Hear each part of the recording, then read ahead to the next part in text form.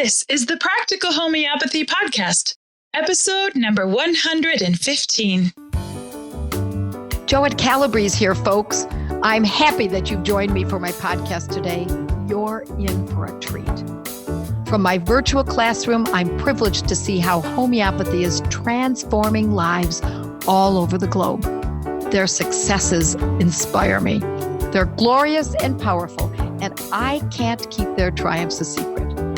I want you to hear the excitement my students experience too, so you can be inspired by the unique stories. So with the help from Kate, my reporter, I bring you a podcast series I call Moms with Moxie. Sometimes we even interview dads with audacity or teens with tenacity. See how regular mothers and others, average folks who love healing those around them, have gone from freaking to fabulous by simply applying what they've learned using what I call practical homeopathy.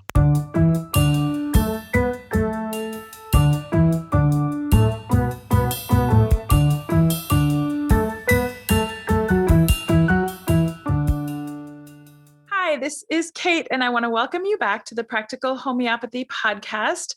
I have a very sweet friend here with me today. Her name is Elaine, and I'm excited to talk to you, Elaine, because we've just been chatting on and on about homeopathy, and I actually had to stop us because we were just sharing so much information, so much good information that I wanted Joette's listeners to hear what we were saying. But I'm excited because you have a lot of things to share. You've studied homeopathy quite extensively. You're in school. You've taken quite a few of Joette's courses. You help other people. You get calls. You just told me about a veterinary that called you.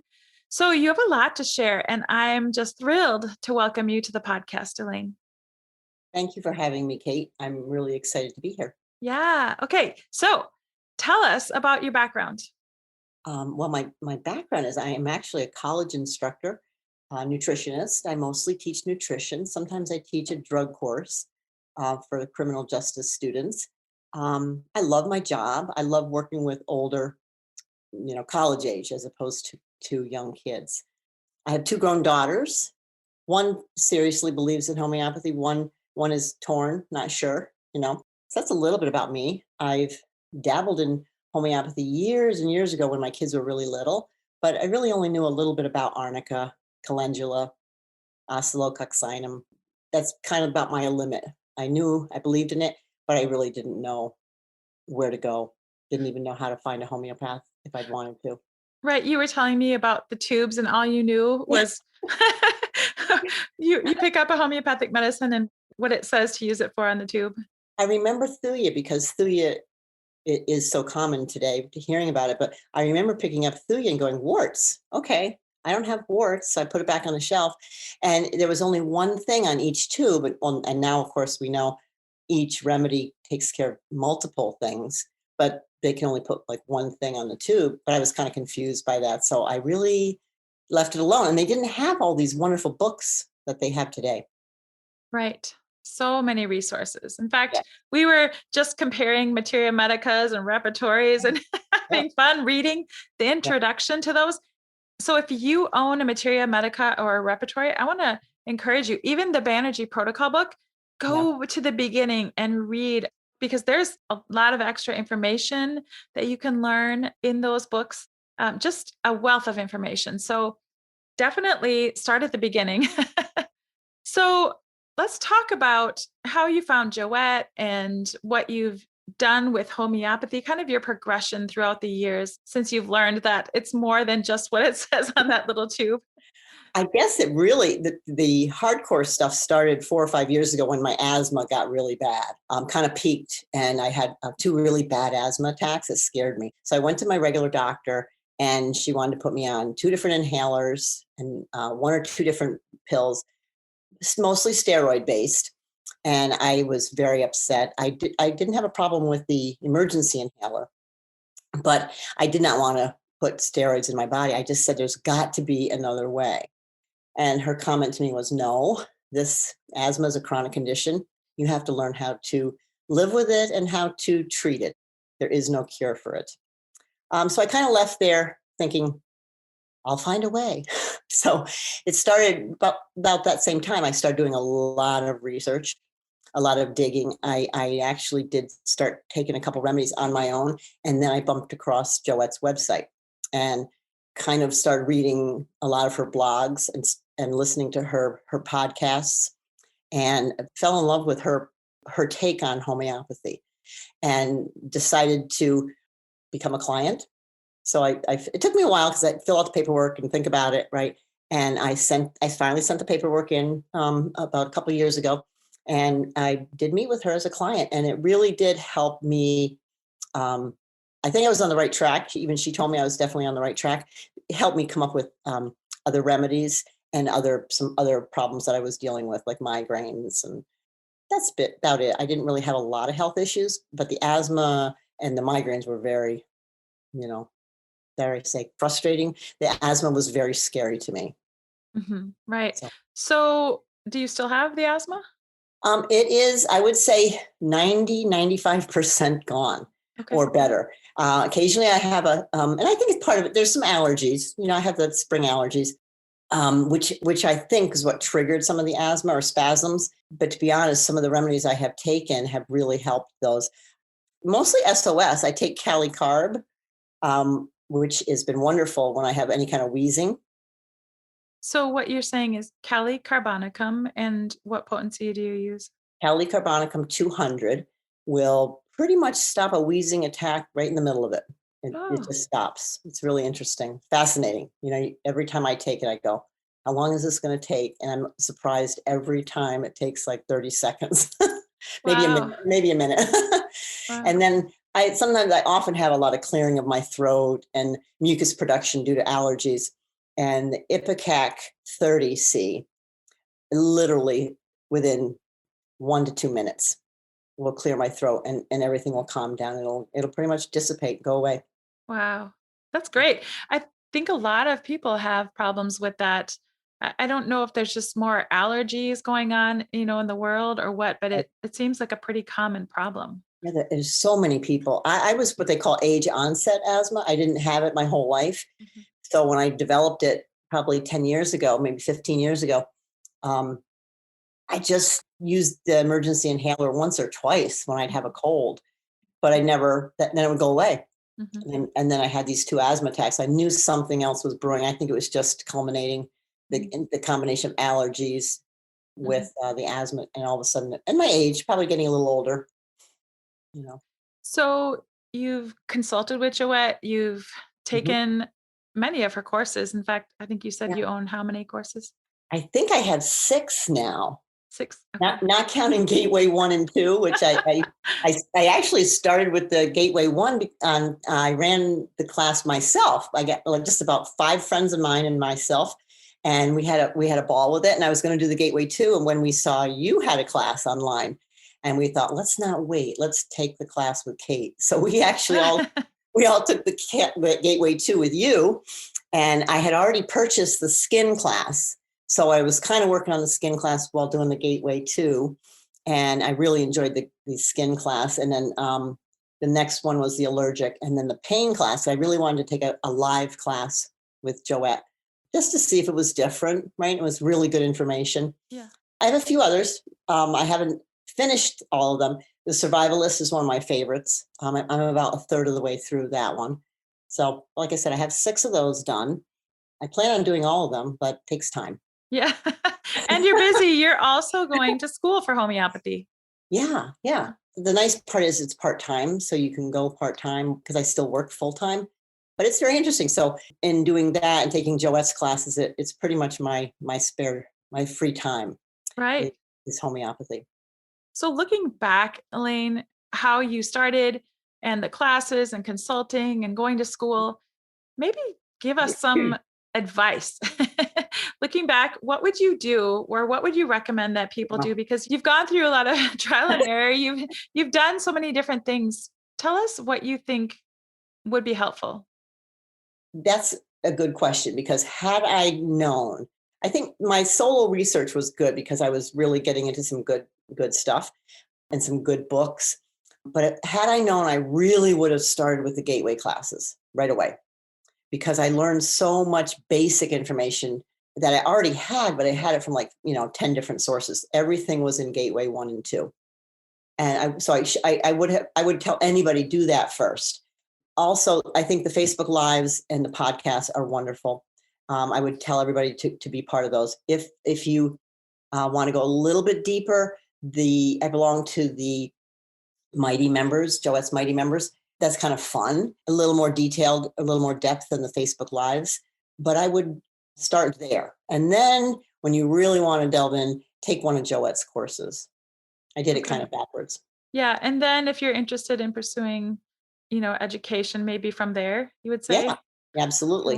And there's well, you and I were saying earlier, there's so much information out there on homeopathy. Taking a couple classes through Joette would be a good secondary step or third step before you really contemplate going to college or going to further your education, because like going for a certificate, because that is trying to decide, where do you want to go? Do you want to go online? Do you want to go international? Do you want to stay in this country? And of course, I'm really looking forward to Joette's Practical Homeopathy Academy when that starts. Yeah, you said you're going to fit that into everything else that you're doing. I hope to. So just pick and choose, but start small and then add on to it. There's plenty to do just with Joette's Mighty Members, her website, and her courses.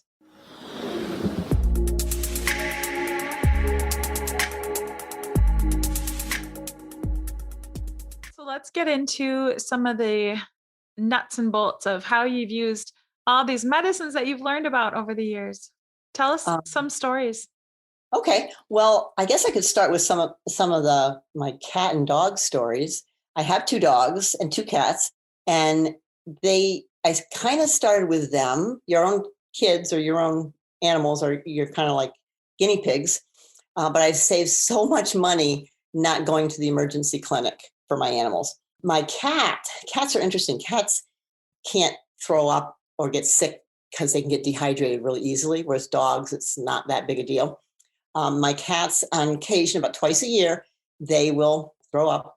They don't go outside. They're indoor cats, but they still get stomach aches occasionally. And I just gave them Nux vomica one time, and within 5-10 minutes, they were back to normal. I was like, okay. So I use the Nux vomica on my cats every time they throw up and don't want to eat. Hey, that's a good tip. I've used Arsenicum album. I think I've used it in the 30th potency when I've had a cat that has thrown up and it stopped it. So what potency did you use of the Nux? I think it was 30. Yeah, just 30. Okay. And that one cat, I couldn't get it in his mouth no matter what. He I know it's best to get it in their mouth. And a friend of mine told me you can also put it in a water solution and wipe it in their ears or the top of their head. But I just I sprinkled it on their food and he ate it and he still got better. Oh, that's good. Yeah, so, I put some drops in some water and then just kind of put the cat's face near the water and splashed it on the mouth area. That would work. My other cat, I can open his mouth real easily, but the one can't. Then my daughter called me one day kind of nervous because her cat was acting really funny, not eating and kind of salivating and making funny noises with his mouth. And she was getting ready to rush her to the emergency room. And she said, do you have anything I can try? And I'm like, try the Nux because it sounds stomach and same kind of symptoms. And sure enough, she texted me back in 10 minutes. She goes, you're not going to believe this. He's totally normal or she's totally normal and eating her food. So I probably would have done the Arsenica album, like you mentioned, if that one didn't work, but it worked on her cat and my 2 cats. So yeah, I think the other thing I think about with Nux vomica, I've used it with our dogs as well, because when they go outside, who knows what they get into, or even the cats indoors, like what do they actually ingest? Because, cats tend to play with and eat a lot of things that they're not supposed to. So that is a wise choice. Yeah. And that's a perfect segue to my dog, my one dog, who's a Staffordshire Terrier who likes to eat anything. And he was down in the basement with the kitties and he loves the cats, but he ate one of the cat toys, which we didn't know until he couldn't pass it about a week later. He couldn't throw it up and he couldn't pass it. So we took him to the emergency and sure enough, he had swallowed a fuzzy catnip toy. and it was stuck in the very early part of his intestines in the duodenum area. So he had to undergo emergency surgery to remove the cat toy. And it was complicated because he has Addison's disease. His body doesn't produce cortisol. So he does take a very low dose prednisone, but it complicated the surgery. He was very sick. He was in the emergency room, intensive care for 6 days. And I finally brought him home on the 6th. And they didn't release him because he wasn't going to eat. I think he didn't want to eat because he wasn't home. Because as soon as we brought him home, he started eating. But he was very, very sick. His entire stomach was blood red from a bruising from the surgery. So they were very good, though. They let me bring in all my homeopathy kits and let me treat him. Nice. Yeah, I gave him arnica for the bleeding. I gave him Staphylococcus aureus for the incision site. I think that was a 200. I gave him calendula for the skin, the skin area. Trying to think what else. Oh, hypericum for nerve. Dogs and cats don't tell. They can't talk, right? I gave him hypericum.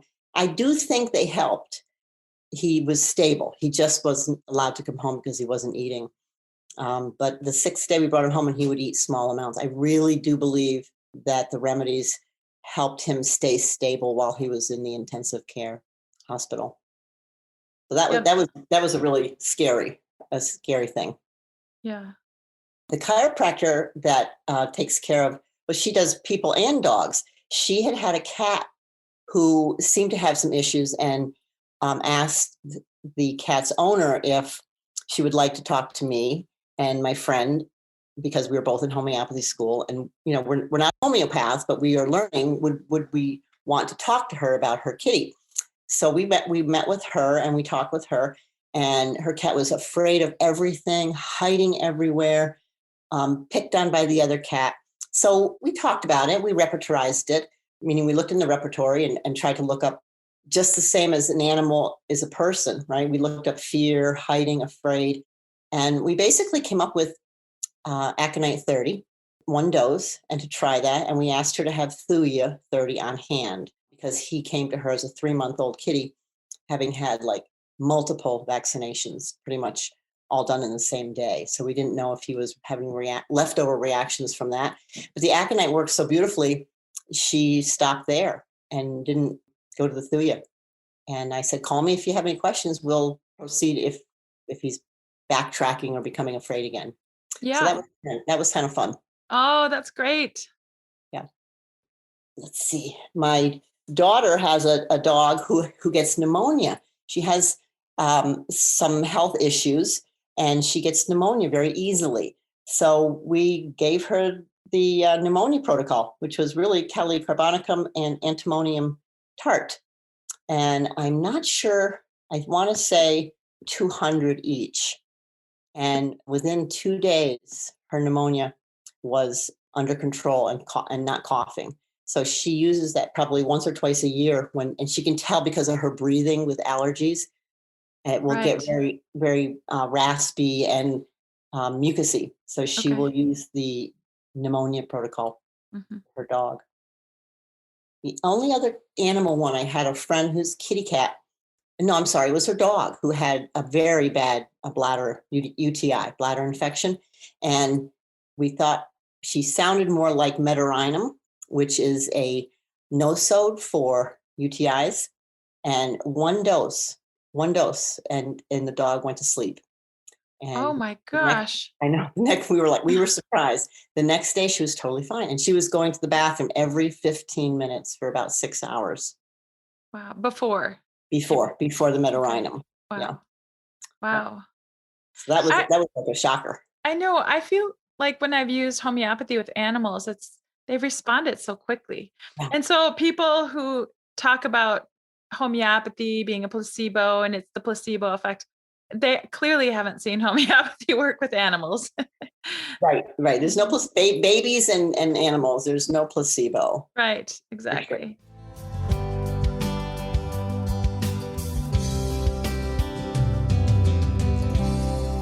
Let's move to people. Tell us some of the stories with people. Okay. I'm going to start with my favorite one because this was a shocker. One of my best friends' husband had ankle surgery this past December, and he had fallen off a ladder putting up Christmas lights on the house, and he broke his ankle. And she was really excited. She wanted to use the homeopathy, and so did he. He didn't want to do any of the traditional pain meds afterwards. So we had him mostly on Arnica 200 and Hypericum 200. And I think I said he could take the Hypericum 1M if the pain got really bad. And I don't even think he used the 1M. I think he was able to keep with the 200. He did not take any traditional allopathic pain medications.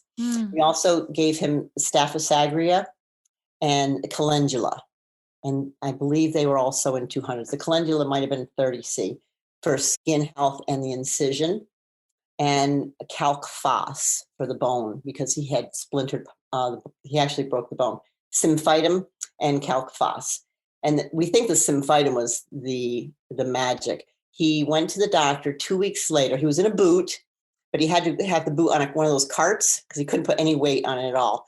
And 2 weeks later, he was going to the doctor and he was so frustrated with the boot. He was banging into everything and he wanted to get off of it. And the doctor was like, it's very doubtful you will be putting any weight on your foot, even with the boot on. So he went to the doctor that day and they x-rayed it and the doctor couldn't believe his bone healing. They said, you can walk around in the bone. You can walk around in the boot now. Wow. 2 weeks? 2 weeks with a shattered ankle. Holy cow. And he had 2 plates in there and multiple staples, and he was allowed to walk with the boot and put pressure on it. Wow. So that was I think but my friend and I, we were shocked by that. We thought that was amazing. For my migraines, I used the protocol Picrocum acidum 200 and Belladonna 6 because I think the protocol is for 3C, but I couldn't get 3C anywhere in the United States. So I used the 6C and it works amazing. Just within not even 5 minutes, the migraine will have calmed down. I still get some sinus headaches. I'm a headache person. I get sinus headaches on occasion, definitely not migraines. And the sanguinaria, 30 or 200. I try to go to 30 if it works. And if it doesn't work, I try the 200. And sanguinaria works beautifully for any kind of sinus, forehead, sinus pain. You can actually find some of those medicines on a blog called Sepia for Mother's Day, this time for headaches.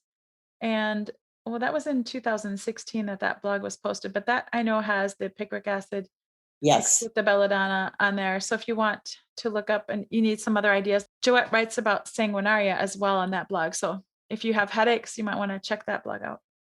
Yes, it's an excellent blog.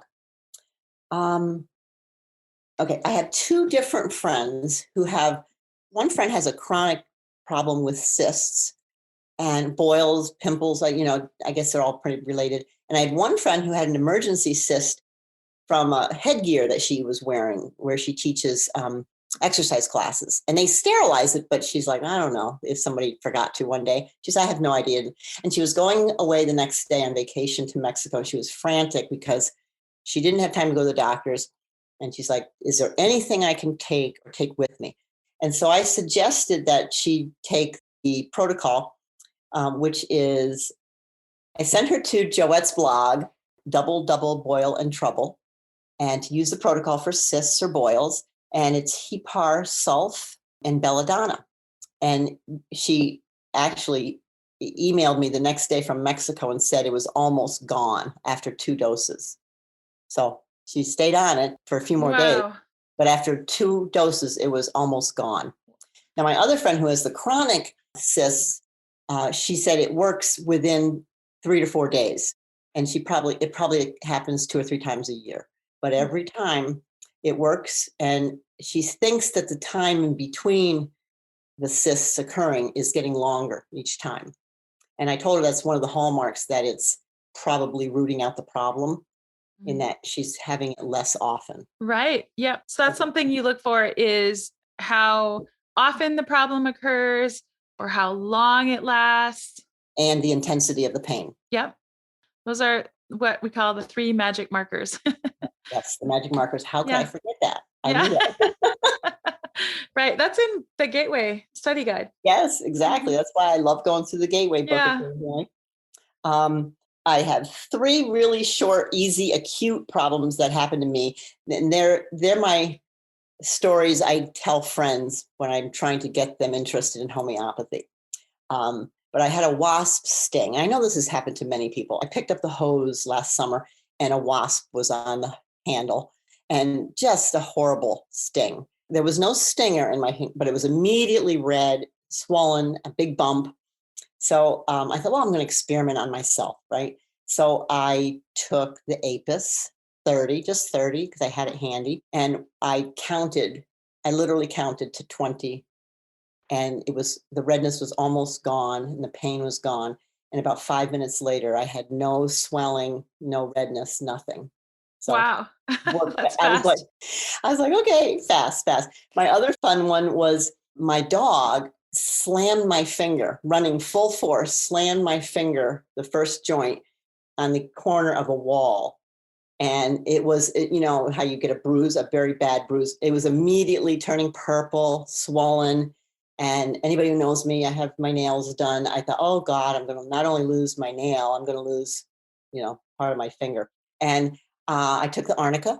I took arnica 30C that night. And I thought, oh, I'll do it again in the morning. I'll just see how bad it is. And the next morning, all I had left was a very thin purple line along the cuticle. Completely, the swelling was completely gone. I don't think I even took a second dose. And by the end of that day, you couldn't even tell I had hit my finger. So that was kind of interesting. And then my other acute one was I grabbed a pan, the pot holder slipped in the oven. I was taking a pan out of the oven. Oh, that sounds horrible. Yeah. And I got a blister almost immediately. It wasn't too big. It was like moon shaped on my index finger. And I thought, oh Lord. So I took Cantharis 200 for burns. And I had some Cantharis in a cream also. So I put that on my finger. And again, within about 2 hours, the blister had gone flat. It was still there, but it was completely flat. And the next day, the blister had completely reabsorbed. It was gone. So did you take the Cantharis again? Yeah, I took it once before bed because like I said, it was Okay. still there, but flat. Right. But once more, I only took it twice. And the next morning it was completely absorbed. And you know, that would have lasted for days. Yeah, when you see a bruise appear that quickly. Yeah. So, so I have a couple that I have used with my boyfriend. He has a chronic problem and he has a heel spur, a bone spur. And I believe there's a protocol for bone spurs. And I think it doesn't matter if it's in the shoulder or the heel, but he takes the cell salt called calc fluor and Hecla lava. 30C is the remedy. And it's been about 6 months, but the heel spur is almost gone. You have to really push hard. He can feel it, but it seems like it's almost gone now. He also tends to have his eyes, the wind, too much computer, his eyes get very dry and very bloodshot. And I used Euphrasia 30, which is for eye health. There's a really good blog Joette has called The Eyes Have It, about chronic dry eyes. And the photo really stands out because the photo in the blog is a woman with really bloodshot eyes. And we use Euphrasia 30 for my boyfriend's eyes, and it works after maybe 1 or 2 doses. It's pretty much gone the next day. And going back to when you were talking about the bone spurs, Joette did a Facebook Live, and I believe it's called Bone Infections and Bone Spurs. So you can look up that Facebook Live video as well. Right, and he did had shingles a couple of years ago. He had a good case of it, but he didn't have it horribly. And he really didn't want to take any medication. I'm not even sure there is anything if you have an outbreak of shingles. The protocol for shingles was antimonium crude. And we did that, I think it's twice a day for a few days. And I would say by the 4th or 5th day, it was tolerable, where the blisters were almost gone. Yeah, a friend of mine had shingles, and I know she found hypericum very helpful for the pain too. Yeah. So this is a good learning point here. If ever you need to look up what remedy to use for a condition, just Google even Joette and then the name of the condition, and you'll find things oftentimes on that condition and see what to use.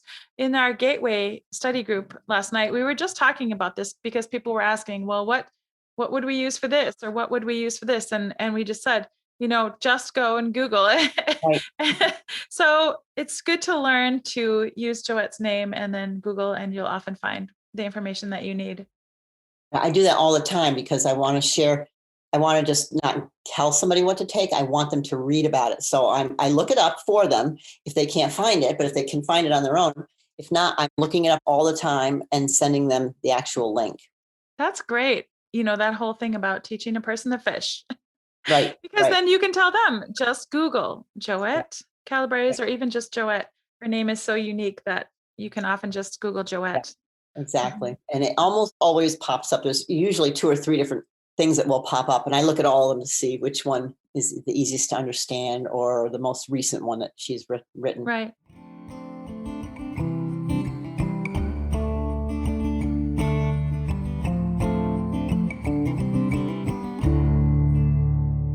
The only other friend one that really pops out at me is I had a friend who had hot flashes, and mostly hot flashes with sweating. And I believe we used the Lachesis 30 and it worked beautifully. And she just used it SOS. When she had a really bad hot flash, she took it and they gradually diminished over a couple of weeks. And she's pretty much hot flash free as far as I know. Nice. When you say SOS, explain what you mean by that. Emergency, like I'm having, an acute thing at the moment, like I had a hot flash. So she would treat the hot flash at that moment. It wasn't really a chronic because it wasn't happening all the time. All right. Thank you. Wow, Elaine, you've really given us a lot of information. This is a packed podcast, but let's just wrap it up and tell us anything else that you've learned from your experience over these years of study that you want to share with the listeners today. I guess the only thing I would add to the earlier tips we talked about is to not leave home without some remedies with you. I have 2 very small pouches that I carry some remedies in. One are just for me, for my asthma. And then I have another slightly larger one that has very common things in it, like arsenicum album, apis, arnica, so that I can share it with a friend. If they hurt themselves, hit their head, and I can give them some arnica. I probably have 6 remedies in that kit, but they're all emergency remedies. But I almost always can help somebody or help myself by having those 2 little pouches with me. Mm-hmm. And what do you put the medicines in? I have little EMF protected pouches that I think I learned about from you, Kate, in the Gateway 2 class. And I bought them from the woman that you purchased your little. Yeah. My friend Sue, she's so sweet. Yeah. She has a store on Etsy called RuralHillCreations, all one word. And she sells those. Yeah. I bought 3 or 4 from her, and I have a friend who bought a bunch. So, and I have one that I carry around. If I'm going to share a little remedy with somebody, I'll put it in there so I can take it with them. Yeah. Great. Thank you so much for your willingness to talk to us and share all of your wisdom. And I look forward to talking to you again after you're done with more of these courses in school that you're doing. And I don't know, it was very fun talking to you today. Thank you, Kate. I've enjoyed it immensely. As I hope you know by now, on my blog, podcasts, and Facebook Live, I offer as many protocols for simple conditions as I can, for free, without affiliates or advertising. But let me be clear, when it comes to more complex conditions, it's key that you learn how to use these medicines properly. I want you to be well trained. So I save discussions of the more involved methods for my courses, in which I walk students through each method with step-by-step training. In these podcasts, I focus on those students of mine who have already tunneled in and learned how to take care of themselves, family, friends, and pets, and even livestock using homeopathic medicine. Many of these students began their education by participating in one of my Gateway to Homeopathy study groups. And now, after taking one or more of my courses, They're well trained to use my specific brand of homeopathy. I hope listening to this podcast has inspired you to follow in their footsteps. With the proper training, you too can nurture and protect the health of your family and loved ones with practical homeopathy.